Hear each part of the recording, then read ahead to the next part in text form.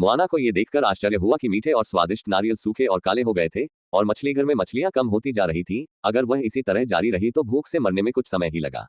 Moana ने सुझाव दिया कि हर कोई एक नाव में समुद्र में चला जाए, लेकिन मुखिया के पिता ने इसका कड़ा विरोध किया। इसलिए मोआना ने गुप्त रूप से समुद्र में जाने की योजना बनाई, लेकिन उसे, जिसके पास नौकायन का कोई अनुभव नहीं था, केवल एक लहर का सामना करना पड़ा और पूरी नाव डूब गई।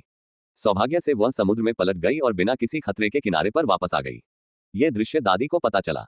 उसे दोष देने के बजाय दादी उसे एक गुफा में ले गई और एक रहस्य प्रकट किया जो कई वर्षों से उसके दिल में छिपा हुआ था, और पता चला कि उनके पूर्वज पीढ़ियों से समुद्र पर रहते थे वास्तविक नाविक।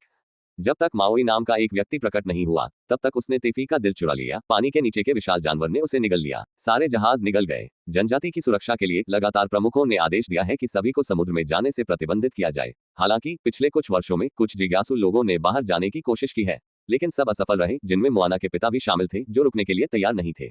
अपने शेष जीवन के लिए इस छोटे से द्वीप में वह अपने अच्छे दोस्तों के साथ समुद्र में गए और एक जहाज दुर्घटना का सामना किया। हालांकि उनके पिता भाग्य से बच गए, लेकिन उसके बाद से उनके पिता के मन में गहरा डर पैदा हो गया समुद्र की। लेकिन मोआना अलग थी। उसने मोआना को समुद्र के किनारे चुनते हुए देखा था, इसलिए उसके तेफेई का दिल लौटाने की सबसे अधिक संभावना थी।